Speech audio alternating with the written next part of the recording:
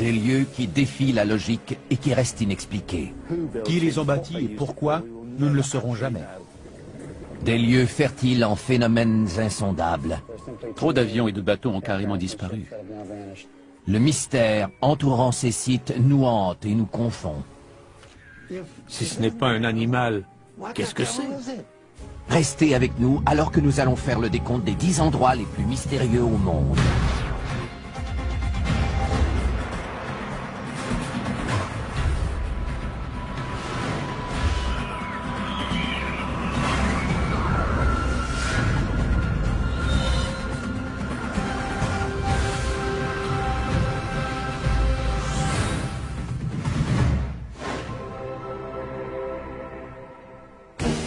Ce sont des énigmes, des endroits mystérieux que ni le temps ni la science n'ont réussi à expliquer.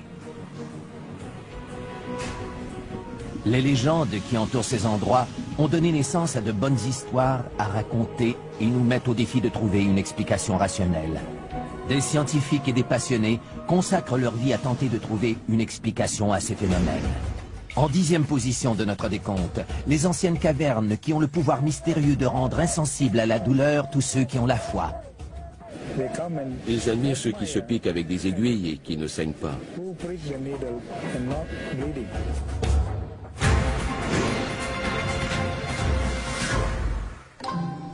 Trois anciennes cavernes de chaux se trouvent près de la capitale de la Malaisie, Kuala Lumpur. Ces cavernes s'élèvent à 55 mètres au-dessus de la jungle avoisinante. Ces cavernes, qu'on appelle les cavernes de Batu, abritent un temple hindou et sont la résidence du dieu hindou du pouvoir, le seigneur Murugan. Des millions de gens viennent ici. Pourquoi croyez-vous que tant de gens viennent prier ici? C'est parce qu'ils croient que le seigneur Murugan est un dieu puissant qui fait des miracles. C'est ce qui le caractérise. Souvent représentés avec une lance qui est, croit-on, la source du pouvoir du seigneur Murugan, les hindous s'adressent à celui-ci pour le supplier de faire une intervention divine. Mais c'est au cours du festival annuel de Thaipusam que les foules se pressent aux cavernes de Batu et font un pèlerinage pour expier leurs fautes et remercier leur dieu. Pour expier leurs fautes, les fidèles choisissent souvent de commettre des actes d'automutilation en se servant d'une lance, le symbole du seigneur Murugan. Le seigneur Murugan dit que si nous sommes purs, nous pouvons nous transpercer ou même nous tirer une charge avec des crochets dans la peau. Les fidèles disent ne pas ressentir de douleur lorsqu'ils s'infligent des blessures et, fait encore plus étrange, les blessures ne saignent pas. Bien des gens demandent, mais pourquoi ne saignent-ils pas? C'est ça le miracle du seigneur Murugan. Les fidèles attribuent ce miracle au dieu qui réside dans les cavernes de Batu. Lorsque vous leur demandez s'ils ressentent de la douleur, tous vous répondent que non, et que c'est grâce au seigneur Murugan. On pense que les croyants entrent en transe aussitôt qu'on les transperce et ils deviennent ainsi insensibles à la douleur. Le fakir Moussafar, expert en la matière, pratique depuis plus de 50 ans des rituels de perçage comme ceux que l'on voit à Thaipusam. Il croit que cette insensibilité à la douleur relève davantage du domaine de la psychologie que de celui des croyances religieuses. En fait, nous jouons et nous transformons le corps physique. Et chaque fois qu'on fait quelque chose comme ça, on a la possibilité de transcender et d'atteindre un autre état de conscience. Ceux qui participent à ces rituels doivent aussi se soumettre à l'épreuve du temps. Chaque sacrifice dure en moyenne 8 heures. Pour ces gens, les cavernes de Batu sont synonymes de force spirituelle. On voit que le dieu peut faire des miracles. Les cavernes de Batu, où ont lieu chaque année ces rituels étonnants, méritent la 10e position à notre palmarès. En 9e position, un groupe très ancien de mégalithes. Leur existence ne fait pas de doute, même si leur fonction demeure toujours un mystère. C'est un endroit spécial. Qui l'a bâti et pour quelle raison, nous ne le saurons jamais.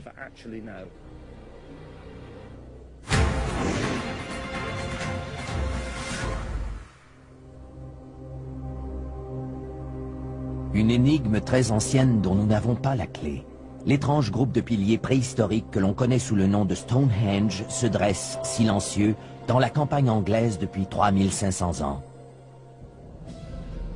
On a dit qu'ils provenaient de l'espace, que c'était un calendrier solaire ou mathématique construit par les Égyptiens. Ce que l'on sait, c'est que ce projet gigantesque a débuté il y a plus de 5000 ans et qu'on en a mis 1500 à le compléter. Des générations s'y sont succédées et ont érigé ces pierres qui pèsent jusqu'à 35 tonnes. Les pierres ont été transportées par l'homme. Les plus grosses proviennent de Marlborough Downs, qui se trouve à 30 km au nord. Les plus petites, connues sous le nom de pierres bleues, proviennent du pays de Galles occidentale, à plus de 320 km d'ici. On ignore quelles routes ont été empruntées et comment les pierres ont été transportées jusqu'ici. Nous n'avons pas d'informations.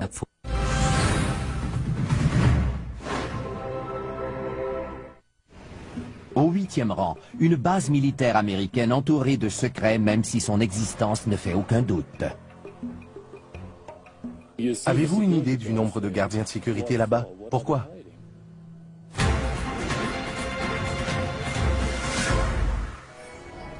Dans le désert au nord de Las Vegas, existe un espace aérien militaire avec un accès limité de 1500 km². La base militaire qui porte aujourd'hui le nom de Groom Lake Test Facility est mieux connue sous le nom de Zone 51. Tapi au fond de ces collines inhospitalières, l'endroit est si secret que les intrus sont avertis qu'ils risquent la mort s'ils pénètrent dans ces lieux. Malgré des mesures et des dispositifs de sécurité imposants, le gouvernement américain nie l'existence de ce lieu depuis 50 ans.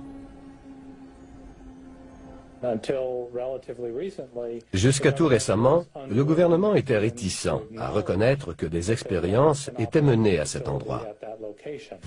Steve Aftergood est analyste à la Fédération des scientifiques américains, une organisation qui se consacre à la diffusion d'informations confidentielles. Les Américains sont de nature rébarbative quant aux secrets qui entourent certaines choses. Pourquoi veulent-ils garder le secret? Ont-ils quelque chose à cacher? La zone 51 doit sa réputation au mystère entourant un événement insolite qui s'est déroulé à Roswell, au Nouveau-Mexique. Le 8 juillet 1947, les militaires annoncent que les restes d'une soucoupe volante écrasée ont été récupérés. Quelques heures plus tard, la nouvelle est démentie. Ce qu'on pensait être une soucoupe volante était en fait un ballon météorologique. Le démenti du gouvernement est perçu comme une tentative d'étouffer l'affaire. L'affaire Roswell, à cette époque, a fait beaucoup de bruit.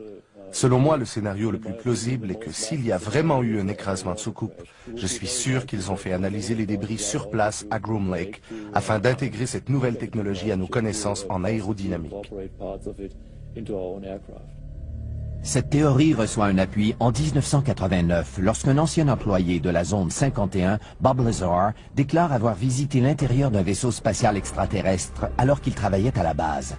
Ces dessins ont été faits pour illustrer son témoignage. C'est au cours de ma seconde visite que j'ai compris que cette épave était en fait un vaisseau extraterrestre. La boîte de Pandore est ouverte et provoque l'apparition d'une génération d'inconditionnels de la zone 51, comme Yor Garneau. Il y a là-bas une base dont le gouvernement s'entête à nier l'existence. Et en réalité, on n'en sait absolument rien. Malgré que la base soit entourée par plus de 35 000 hectares de terre appartenant à l'armée, les montagnes des alentours offrent une vue imprenable sur la base secrète.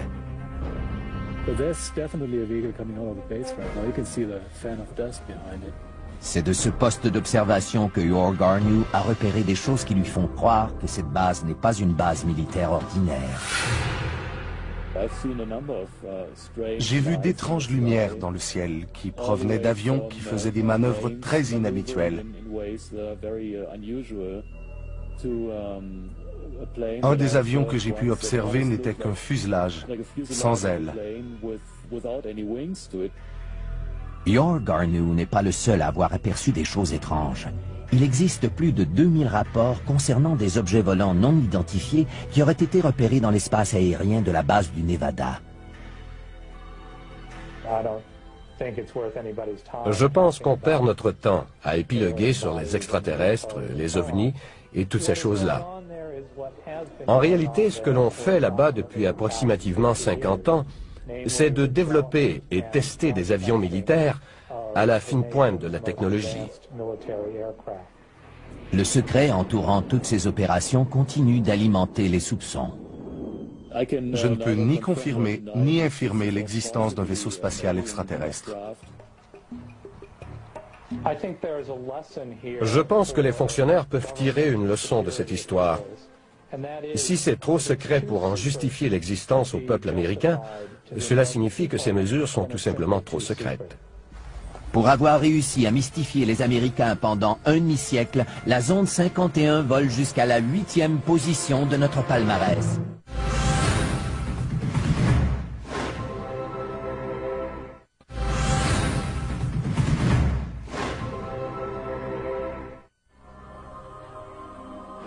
C'est surnaturel, cela dépasse l'entendement.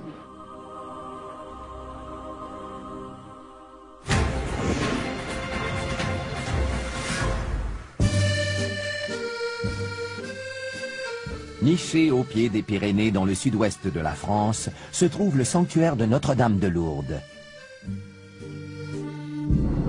Tous les ans, plus de 6 millions de malades et d'infirmes y font un pèlerinage en espérant un miracle. J'ai été témoin d'une foule de petits miracles qui se sont produits ici. Les gens disaient, c'est une coïncidence, mais c'était plus qu'une coïncidence. Le premier miracle se produit tôt au printemps de 1858, lorsque les Soubirous, de pauvres fermiers, envoient leur fille Bernadette, âgée de 14 ans, chercher du bois dans la forêt. Bernadette a enlevé ses chaussures pour traverser le ruisseau et aller dans la grotte pour trouver du bois. Elle a entendu un bruit comme un souffle de vent. Elle n'a rien ressenti, n'a rien vu, mais lorsqu'elle a relevé la tête, elle a vu la Vierge Marie dans une crevasse. Bernadette rapporte qu'au cours des 5 mois suivants, la mystérieuse dame de la grotte lui apparaît 17 fois. La dame demande à Bernadette de dire au prêtre de faire de ce lieu un lieu de recueillement et d'y construire une chapelle. Le curé de la paroisse, pas très enthousiaste, lui dit que si cette dame voulait une église, elle devait d'abord se faire connaître. Bernadette retourne donc à la grotte et lorsque la dame lui apparaît, elle lui demande « Quel est votre nom ?» Et elle lui répond « Je suis l'Immaculée Conception ». Le curé enquête sur les apparitions et 4 ans plus tard, il consent à ce qu'une chapelle soit construite sur les lieux. Cette chapelle sera nommée le sanctuaire de Notre-Dame de Lourdes.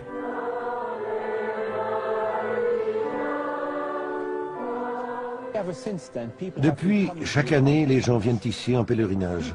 Ils se disent attirés par la grotte et affirment que c'est Notre-Dame qui les appelle. Des milliers de fidèles atteints de maladies incurables se sont dit miraculeusement guéris, mais seul un petit pourcentage de ces cas est considéré comme de vrais miracles. Depuis que Lourdes existe, 6500 personnes ont déclaré avoir été miraculeusement guéries. Toutefois, 66 cas seulement ont été officiellement reconnus par le Bureau international de médecine comme des guérisons miraculeuses. On pense que ces guérisons sont attribuables à l'eau de source qui coule tout près. Les gens vont à la source et y boivent. Ils s'aspergent et s'immergent dans cette eau miraculeuse dans l'espoir de guérir. Il y a environ 8 ans, on a découvert que je souffrais d'arthrite rhumatismale. Et il y a 3 ans, j'étais pratiquement invalide et on a dû opérer mes 2 genoux. Ce serait très agréable pour moi si la Vierge Marie entendait ma prière et faisait en sorte que je sois guérie. Nos prières ne sont pas toujours exaucées, mais cela arrive à quelques-uns d'entre nous et cela nous réconforte tous. Nous savons que Dieu entend nos prières. Des médecins croient que ces guérisons miraculeuses sont attribuables à l'effet placebo. Nous devons mettre un terme au mythe à propos de l'eau. L'eau n'est pas une cure. L'eau de Lourdes n'a pas de propriété miraculeuse. Cette eau a été analysée par les plus grands laboratoires du monde.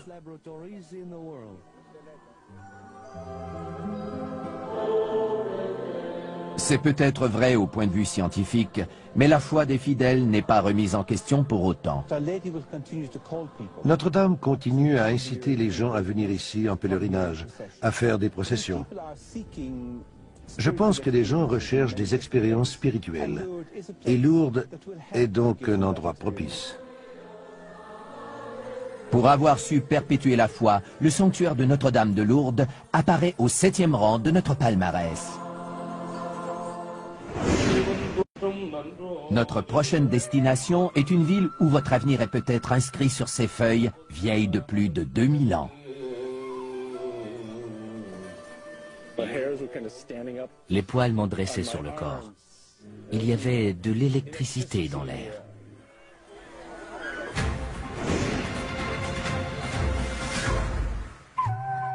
Il y a environ 2000 ans, à l'époque du Christ, 7 sages indiens appelés les Saptirashi ont écrit sur des feuilles de palmier les grandes lignes de la vie de toutes les personnes qui vivent sur la terre. 1200 ans plus tard, les feuilles sont découvertes dans un temple de la ville de Vaishti-Varankoil, l'épicentre de l'astrologie situé dans le sud de l'Inde. C'est ici que vivent les liseurs de Nadi, des astrologues qui depuis 600 ans utilisent les anciens écrits sanscrits pour prédire l'avenir et connaître le passé.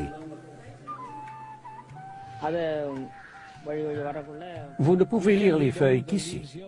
Ce n'est pas pareil si vous apportez les feuilles ailleurs pour les lire.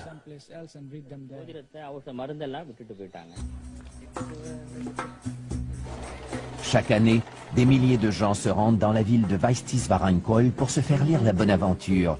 Mais seuls quelques heureux élus verront leur souhait exaucé.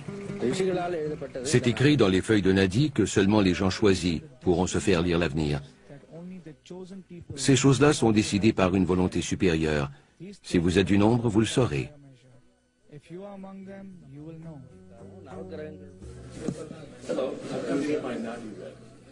Robert Bruce est un écrivain et un musicien américain qui s'est rendu dans le sud de l'Inde pour savoir s'il faisait partie des élus. Se servant de l'empreinte du pouce de Bruce, les liseurs de Nadi consultent des millions de feuilles à la recherche de celle qui a été écrite pour lui il y a 2000 ans. Je viens ici avec un esprit ouvert. Si j'apprends quelque chose sur ma personne ou sur le monde qui m'entoure, je serai très heureux.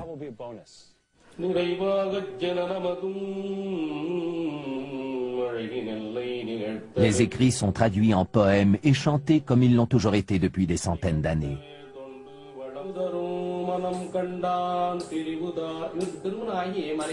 You got married but divorced your wife.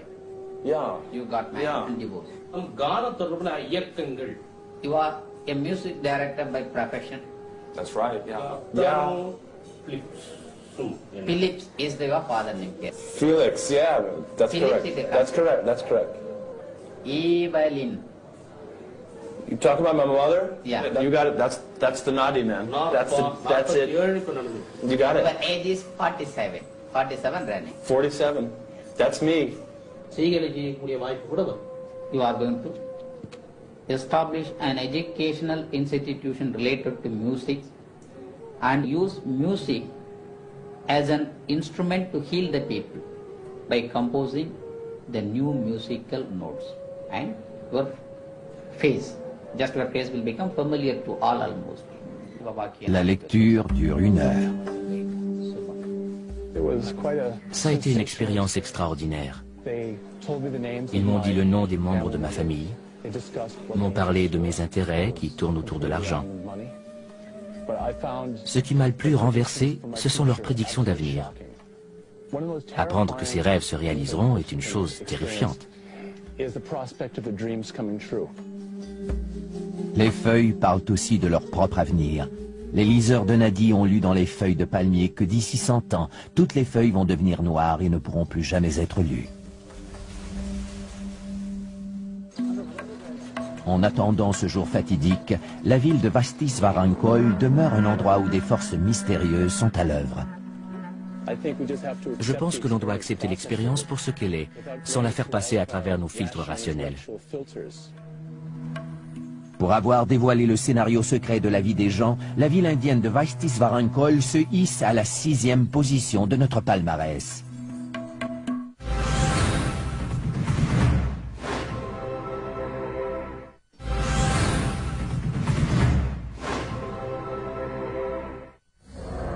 À la 5e position, une force inconnue entraîne ses victimes par le fond.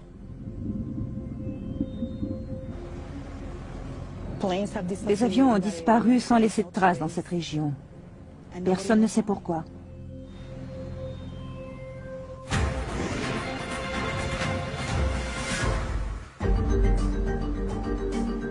De la pointe des Bermudes jusqu'à l'île de Porto Rico, en longeant la côte de la Floride, le triangle des Bermudes occupe un espace d'environ 4 millions de kilomètres carrés de ciel et de mer. Depuis 50 ans, des escadrons entiers d'avions, un nombre incalculable de bateaux sont disparus dans cette zone, pour la plupart sans laisser de traces. Trop d'avions et d'embarcations ont disparu pour que ce soit une coïncidence. Au siècle dernier, il y en a eu 300. L'endroit, connu sous le nom de Triangle du Diable, attire la première fois l'attention du monde à l'hiver 1945, alors que l'escadron 19 disparaît corps et biens. Le vol 19 était un escadron de 5 bombardiers Avenger Torpedo. Ils se sont complètement perdus après que le commandant d'escadre ait signalé que la boussole fonctionnait mal. On ne les a plus jamais revus. Un avion de sauvetage a été dépêché sur les lieux et il a lui-même disparu avec ses 13 membres d'équipage. Malgré le nombre imposant d'opérations de sauvetage dans la région, 2000 par année, la garde côtière ne reconnaît pas officiellement le triangle des Bermudes comme une zone géographiquement dangereuse pour les avions et les bateaux.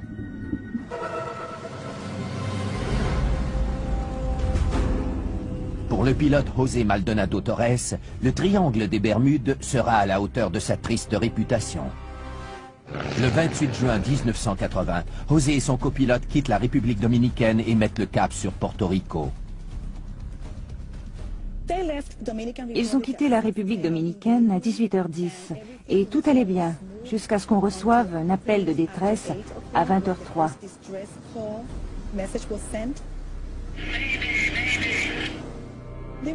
Ils essayaient d'entrer en contact avec la tour de contrôle de Porto Rico. Ils ont seulement réussi à entrer en communication avec un appareil de la flotte Iberia, le vol 976, qui volait vers l'Espagne en provenance de Saint-Domingue.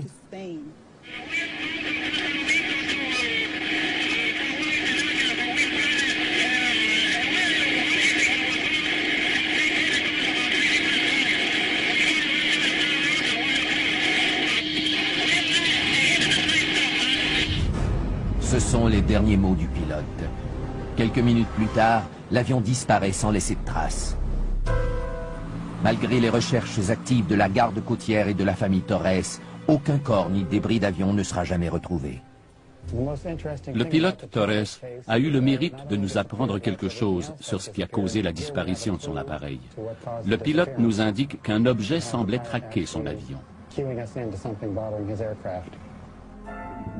Au fil des années, plusieurs hypothèses ont été émises. Les disparitions seraient dues à des ovnis, à des explosions de méthane dégagées par le plancher océanique, explosions qui peuvent déplacer assez d'eau pour couler un bateau, ou encore à des courants marins bizarres. Aucune théorie ne peut expliquer de façon satisfaisante le phénomène du triangle des Bermudes. Il y a trop de cas différents, il y a trop de scénarios différents. On ne peut pas trouver une réponse unique pour tous ces cas. Pour son appétit insatiable d'avions, de bateaux et d'embarcations de toutes sortes, le triangle des Bermudes accède au numéro 5 de notre palmarès.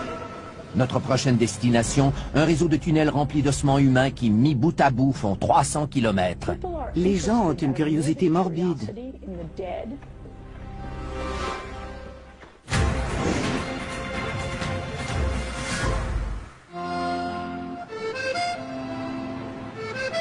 Sous les rues animées de Paris reposent les restes de 7 millions de personnes dans la quiétude et l'humidité des catacombes. Une sépulture connue sous le nom de l'Empire de la Mort. Les catacombes sont un endroit sombre et souterrain où l'on retrouve les ossements de gens pauvres et anonymes. Les personnes ensevelies dans les catacombes étaient de petites gens sans grande identité ou importance sociale. Pendant 10 siècles, le cimetière parisien des Innocents abrite les dépouilles mortelles des 20 paroisses de Paris. Au XVIIIe siècle, le cimetière est devenu tellement encombré qu'une dénivellation de 2,5 mètres existe entre le terrain du cimetière et la rue. Pour des raisons sanitaires évidentes, on a dû procéder à un grand nettoyage de ce charnier qui bordait les halles de Paris. Un labyrinthe d'anciennes carrières de chaux existe sous la ville et au printemps de 1786, la ronde macabre des squelettes commence. Au début, ils se contentaient de jeter les ossements pêle-mêle dans ces énormes tunnels. Puis, au XIXe siècle, ils décident d'y aller avec plus de méthode. On ignore donc combien de squelettes ont été ainsi déplacés, et si de nouveaux ossements ou de nouveaux cadavres ont été ensevelis dans les catacombes. Dès le début, les gens montrent de l'engouement pour cette fosse commune. Les visites des catacombes ont commencé presque immédiatement après le transfert des ossements au début du XIXe siècle. Les gens ont une fascination morbide pour la mort. Ils aiment entrer dans les lieux sombres et souterrains, surtout parce qu'ils savent qu'ils pourront en ressortir. Aujourd'hui, la ville de Paris permet aux intéressés de visiter les premiers kilomètres de tunnels qui forment les catacombes. Le reste, près de 290 kilomètres, demeure inexploré et interdit. Pour sa part, le Parisien Ulrich Le Flour ne s'intéresse qu'à la portion interdite des catacombes. Depuis 16 ans, il s'affaire à explorer illégalement la portion défendue des catacombes et à faire des relevés cartographiques des lieux.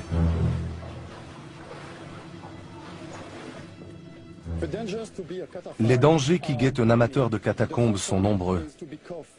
Le premier est d'être pincé par la police, et le second, d'être tué par un éboulis lorsque nous creusons pour élargir un tunnel.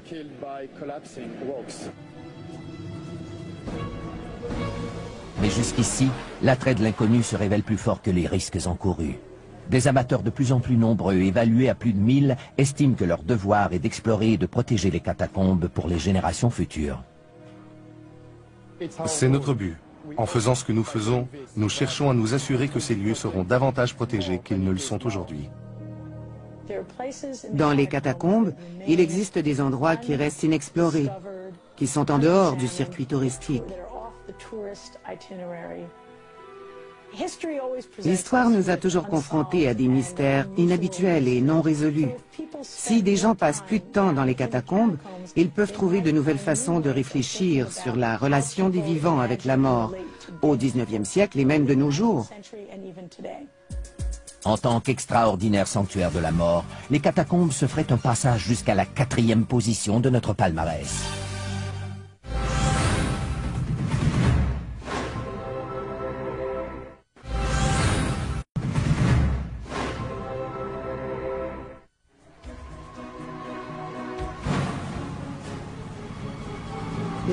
Si ce n'est pas un animal, qu'est-ce que c'est?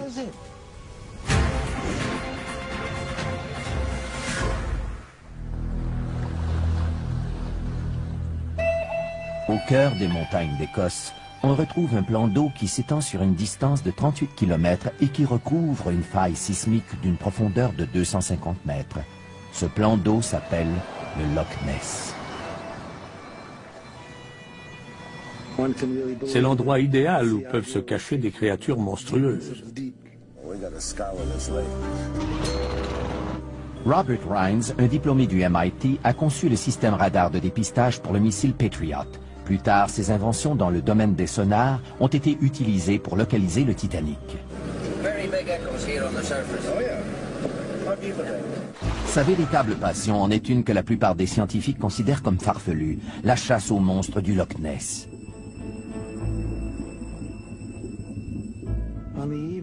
Le soir du 23 juin 1972, jamais je n'oublierai cette date, j'ai vu cette immense forme arrondie qui émergeait des eaux calmes. La bête avait la peau grise, tachetée de brun. Elle s'est rendue dans la baie, s'est retournée et a plongé. Si ce n'est pas un animal, qu'est-ce que c'est? Il y a 65 millions d'années, des reptiles géants comme le plésiosaure vivaient dans l'eau. Depuis, ces monstres marins ont disparu de la planète. Mais est-ce bien sûr? Il y a 17 000 ans, le Loch Ness était un immense cube de glace. Si les plésiosaures y habitent aujourd'hui, ils auraient dû contourner les icebergs pour y accéder. Et toutes les recherches scientifiques n'ont rien trouvé. Pas une seule carcasse, ni poils, ni os, rien. Quant aux photos, aucune ne fait l'unanimité. Dans les années 30, une première photo du monstre, affectueusement surnommé Nessie, fera le tour du monde avant qu'on s'aperçoive qu'il s'agissait d'un trucage. Dans les années qui suivent, un nombre record d'apparitions du monstre sera enregistré.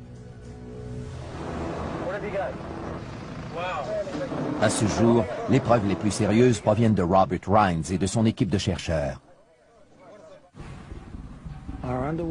Nos caméras automatiques sous-marines sont programmées pour prendre des photos à intervalles réguliers. Nous les avons installées dans la baie où nous avions aperçu la silhouette.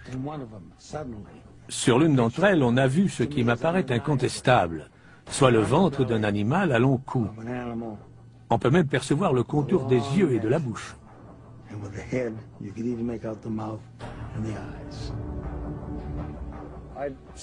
Je dirais que le grand coupable dans toute cette affaire, c'est l'eau trouble du Loch Ness.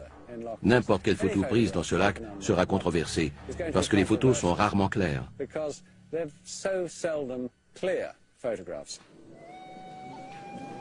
Adrian Shine, un naturaliste de la région, sillonne ces eaux mystérieuses depuis presque aussi longtemps que Robert Rines. Il a trouvé une explication rationnelle à presque toutes les apparitions du monstre, qui se chiffrent aujourd'hui à plus de 1000.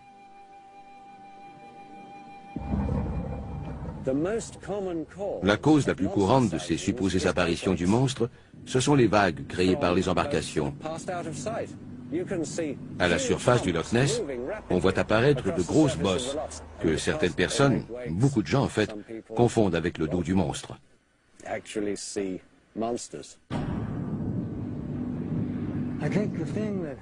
Ce qui me pousse à rester dans la course, c'est que d'abord, je ne pense pas que je sois assez stupide pour mal juger ce que j'ai observé de mes propres yeux.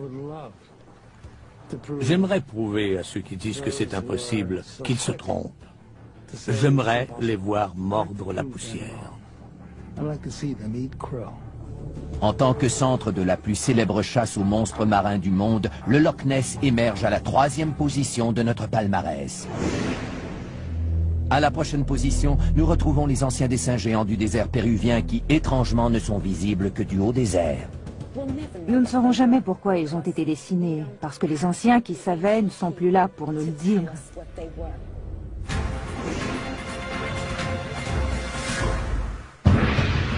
Dans la vallée, au creux des Andes, on peut apercevoir d'immenses dessins d'animaux et des motifs géométriques gravés au sol. Ces dessins, longs de près de 2 km, ont été créés par le peuple Nazca il y a plus de 2000 ans.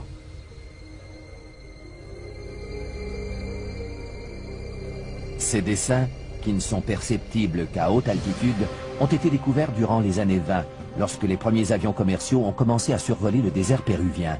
Depuis ce premier jour, le monde se questionne sur le sens et le but de ces dessins.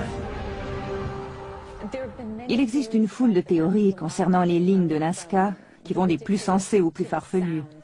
Certains croient qu'elles auraient été faites par des extraterrestres. Ce sont les mêmes qui disent qu'elles pointent vers les étoiles, que les lignes de Nazca, ces géoglyphes géants, sont le plus grand livre d'astronomie du monde.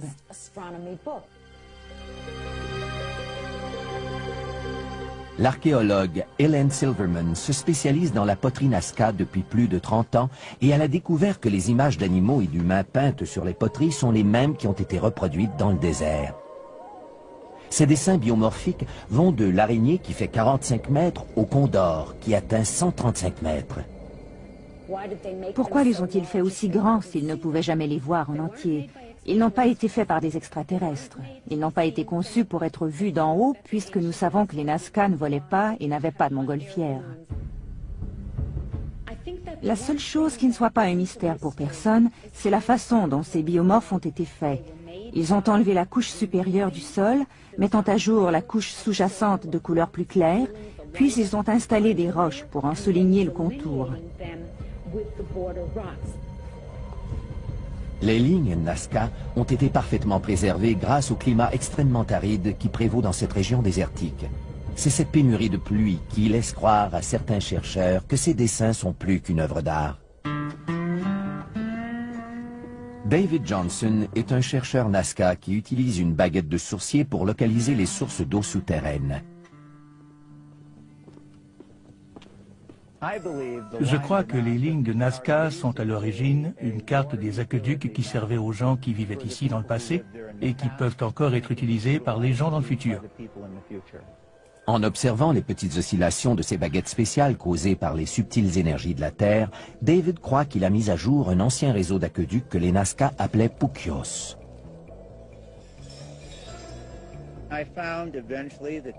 J'ai constaté que les trapézoïdes sont localisés exactement au-dessus de l'endroit où l'eau se concentre dans la couche aquifère. Les triangles, localisés tout près ou sur les trapézoïdes, marquent l'endroit précis où se trouve la faille. J'imagine que les spirales indiquent les courbes et les virages de l'eau qui circulent dans la vallée. La théorie de Johnson, qui veut que les lignes soient une carte de réseau d'aqueducs, n'explique pas les 70 dessins de plantes et d'animaux disséminés à travers la vallée. Les lignes de Nazca resteront toujours une énigme. Pourquoi cette échelle, cette dimension, toute cette magnificence? Et dans quel but précis ont-elles été tracées? Pour avoir converti le sol aride du désert en galerie d'art ancien, les lignes de Nazca sont à jamais gravées à la 2e position de notre palmarès.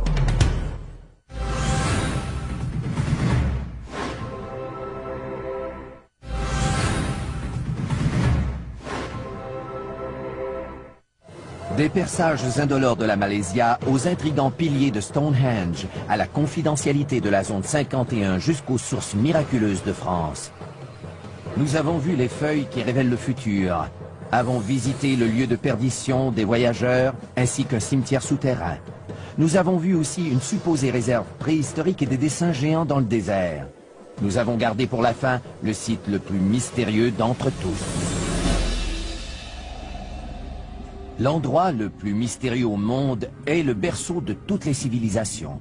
C'est la raison pour laquelle tant de gens ont consacré leur vie à sa recherche. Nos découvertes peuvent changer la façon d'écrire l'histoire.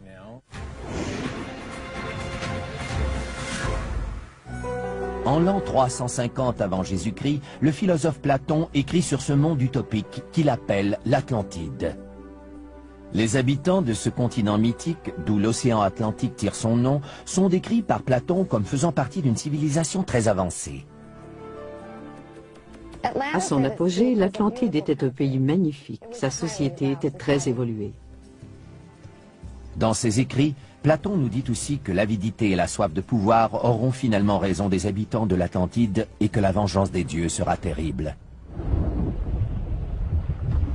Des volcans et des tremblements de terre détruiront le continent qui disparaît dans l'océan. Platon raconte que les habitants quittent le continent à bord d'embarcations à la recherche de nouveaux territoires. Ils contribueront à faire évoluer les civilisations avoisinantes, toujours à l'âge de pierre.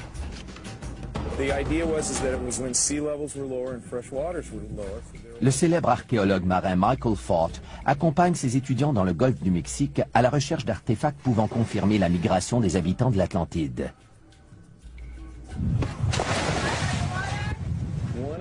Un des grands mystères de la science est de savoir comment le Nouveau Monde s'est peuplé. C'est une question très intéressante. D'ailleurs, lorsque Christophe Colomb a découvert l'Amérique, la première question qu'il s'est posée a été celle-ci. Mais d'où viennent donc tous ces gens? 10 000 ans avant Jésus-Christ, il y a eu une explosion démographique en Amérique. Cela correspond à l'époque où l'Atlantide a été engloutie. Il est donc logique de penser que ces gens se soient déplacés et qu'ils soient venus dans le sud-ouest des États-Unis, au Mexique, au Yucatan et dans les régions avoisinantes. Des preuves de l'existence de l'Atlantide seront trouvées dans les Caraïbes, prédit le grand médium Edgar Cayce dans les années 30. Il prédit qu'une partie du continent englouti émergera quelque part dans les Caraïbes dans les années 60. En 68 et 69, des pilotes d'avion rapportent avoir constaté par temps calme l'émergence de hauts fonds. L'eau et le sable leur donnent une apparence plutôt foncée, mais il est évident qu'il y a quelque chose à cet endroit.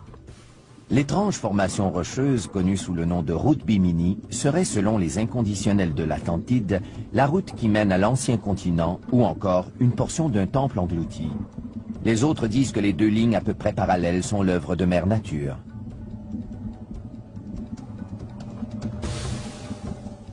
Ce sont des roches carrées qui ressemblent à des pierres taillées. Quelques-unes sont assez volumineuses et ont la forme d'un J. Pour ma part, je dirais qu'elles semblent avoir été taillées par l'homme avant que cette région ne soit engloutie il y a 10 000 ans.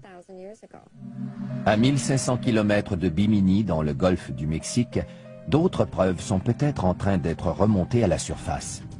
Michael Fort et ses étudiants ont découvert plus de 2500 artefacts qui, croient-ils, appartiennent à des embarcations de colonisateurs qui se sont implantés en Amérique du Nord en provenance d'endroits comme les Caraïbes.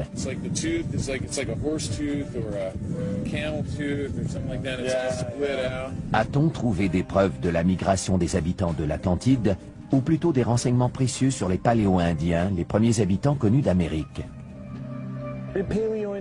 Est-ce que les Paléo-Indiens avaient des occupations côtières, des bateaux, un style de vie que nous ignorions parce que les preuves avaient été submergées? Ils sont peut-être venus sur le continent suite à une migration. C'est la grande question qu'il faut se poser et c'est une question à laquelle nous ne pouvons pas répondre maintenant. Reste à savoir si les écrits de Platon sur l'Atlantide étaient une leçon d'histoire ou simplement une fable visant à mettre en garde les civilisations futures de la fragile existence de l'homme. Le problème, c'est qu'il n'y a pas d'endroit précis où l'on peut situer l'Atlantide. Si l'Atlantide était localisée, on devrait alors fournir une explication géologique sur ce qui s'est passé, et on devrait montrer comment les choses ont ensuite évolué. La plupart des gens qui s'intéressent à l'Atlantide ne s'intéressent pas à la préhistoire, et la plupart des gens qui s'intéressent à la préhistoire ne se préoccupent pas de l'Atlantide. Pour avoir confondu les scientifiques comme les historiens, le continent englouti de l'Atlantide mérite la première position à notre palmarès des endroits les plus mystérieux au monde. Ces lieux imprégnés de mystère nous mettent au défi de trouver la clé de l'énigme. Ils sont là pour nous rappeler que même si l'homme fait des bonds géants dans sa compréhension du monde qui l'entoure, il existera toujours des lieux dont il ne percera jamais entièrement le mystère.